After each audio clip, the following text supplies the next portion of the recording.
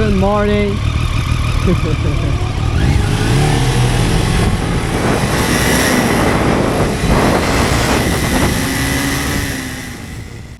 Hey there, my name is Lei. Today I'd like to talk about the people that I met in Australia. There was one day, the time that I going to get my motorbike. I went on a bus and with my helmet, this one. There was another guy, kind of like 40 years old around, or maybe older than that. He's a local guy, Aussie. It's what people call it here, right? You know, with a strong local accent. Came into the bus after me, and he looked around. You know, there were not many people in the bus. There were like 5 to 6 people, excluding driver. The guy just looked around and couldn't stop shake his legs. I don't know, maybe he smoked weed or something. I think people do here. And then the guy looked around and started to talk to a lady behind me. She looks like, you know, 70 years old or about. So they were talking something that I don't understand because the accent was so strong. And then he saw me with a helmet. He said hi, and I said hi. You know, just kindly reply back to him. He wanted to shake hands with me, so yeah, I was then give my hand to him, and then we were shaking hands, and then he goes like this, and he says something, and I said what?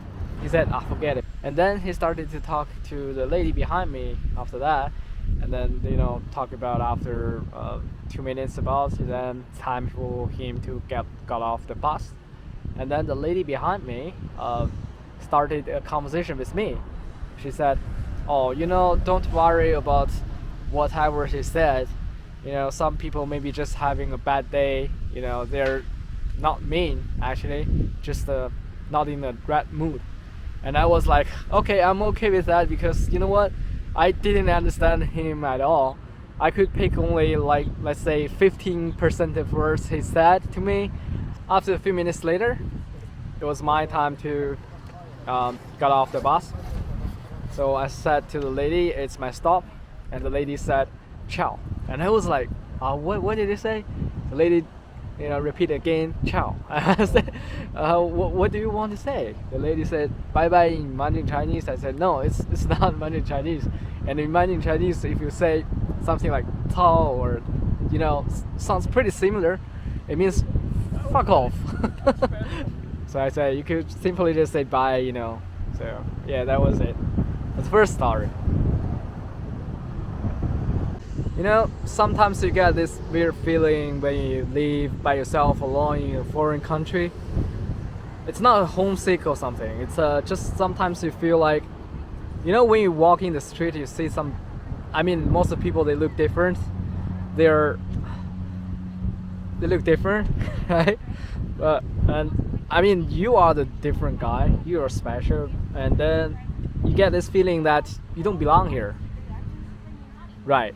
But it's just sometimes I know I don't belong here because but if, let's say, I have this permanent residency here, or let's say I have a property in Australia, then I will feel I belong to here, you know. Anyway, so, you know, there was one day I went to the Pizza Hut. That was my first time went to Pizza Hut in Australia. The chicken tastes great. It's better than the chicken in KFC you can find, you know. And then saw these two guys. They didn't know each other, but, you know, they look very big, you know, a big guy. And then I came into the store, came to the Pizza Hut, and asked the guy there, says, I want a 15 inches pizza. And the guy said, oh, sorry, we don't have that big size. And then the guy goes again, okay, 20 inches pizza. but his face was so serious. So I was like, oh, is it going to be a fight or something? And I was like, oh no, don't be. But finally the guy was just joking.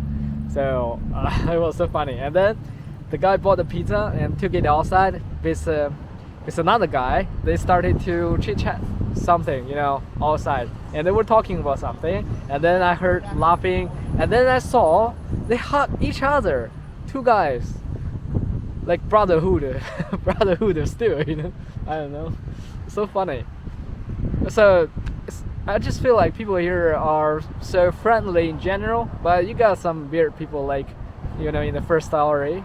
But you can't if weird is offensive, I don't really mean that. You know, I'm a foreigner, my language, I mean my vocabulary is limited, but the only word I can think of is weird, by no offense. Anyway, let's go to my third story.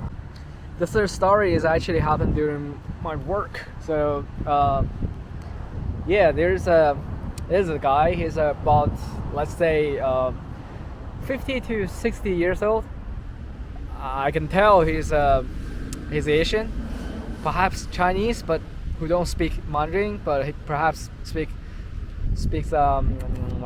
Cantonese or whatsoever.